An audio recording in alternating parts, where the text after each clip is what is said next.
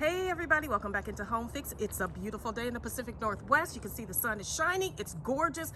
I said, you know what? It's time to get out here, get with this tree, get it together, spruce it up. It is mid-February here. It is zones 8A8B. And you guys, I just need to get these leaves out of here. Look at this. I've been looking at this all winter long and I said, today is the day. Look at these dry leaves. So you're gonna watch me clean these up. I've done this before, so you can check out the link below for that video.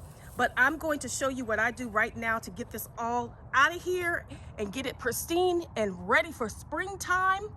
And I'm gonna give you a couple tips too. So if you're interested in that, make sure you hit that subscribe button. Comment below what's going on with Japanese maple trees in your area or your particular tree. And then make sure you hit that like button.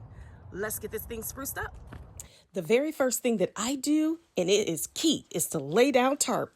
Tarp is your best friend. I'm telling you, it's going to catch all of the debris that falls down there and makes it so much easier for you at cleanup time. So just get a couple pieces of tarp there. I'm using a couple from Walmart. I've used those from the Dollar Tree before, and those work great. You can get old fabric, old sheets, whatever. Just get it down there. Trust me, it helps.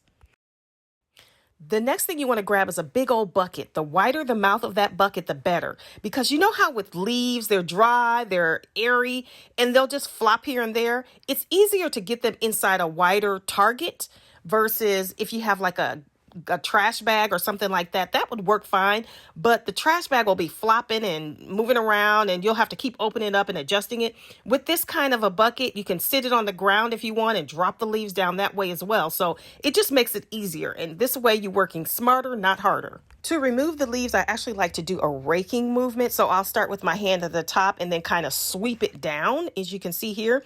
And I like to start from the top and then go down to the bottom, working in sections. So as you'll see that I only really pick the leaves when it's like clumpy. That's when I'll start picking, or I just see one little piece that I missed, then I'll go over and pick it out. Y'all see this nice clump of greenery here? It's attached to this tree, so I'm not going to bother it. I'm going to let it be. It's a softer texture, and as compared to this dry leaf situation, I don't have a problem with it.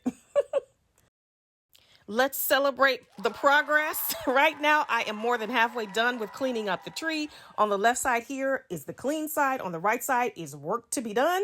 Here's the debris so far that's fallen as I've been working with the tree and the amount of leaves that are in the bucket.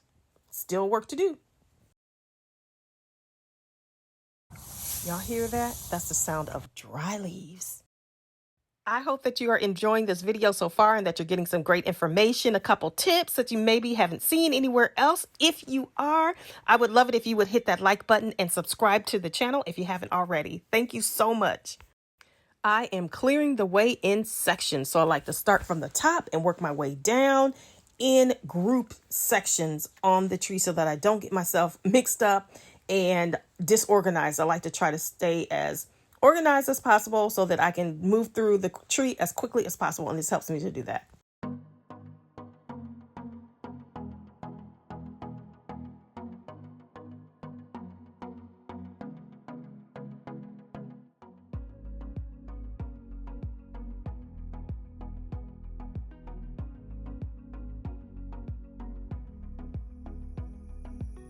I am done, y'all. Look at my tree. This is great. So now Violet, my tree, you all help me name her. She is all cleaned up, ready for spring. Look at this, y'all. I'm gonna take you in close, so don't worry about that. But as you can see, most of these leaves have been pulled. Now, if I didn't get 100% of it, that's okay. I think I probably got about maybe 97, 98-ish% cleaned out. So I'm happy with that. And here's the debris. You see what I got down here on the tarp? So now that's gonna make it super easy to just pick it up, wrap it up like a burrito, and throw it in the compost. That's the plan. If you wanna see exactly how I do that, check out this video of me pruning this tree, and you'll see exactly how I do that step by step. Let me show you the leaves, y'all, that I was able to get from this tree. It's a lot. Here is the debris that I pulled from this tree. This is a lot. This is almost completely loaded down. So I am very happy with what I was able to pull and discard. Look at this, y'all. she is ready.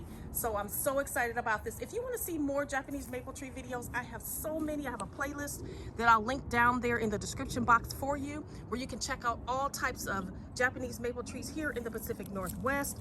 We are full of them. My neighborhood has gorgeous ones as well. So there's tons of videos for you to check out. Be sure you turn on your notification bell after you subscribe, because I have so many great ideas coming up in regards to Japanese maple trees, including my very own, y'all. I'm going to do a little fertilization process to this very, very soon. So make sure you come back and check that out. Also, this just in, I am now on TikTok. You can follow me there. I'll be adding some Japanese maple tree clips in there too. So make sure you follow me at HomeFix12. I'll see you guys later. Bye.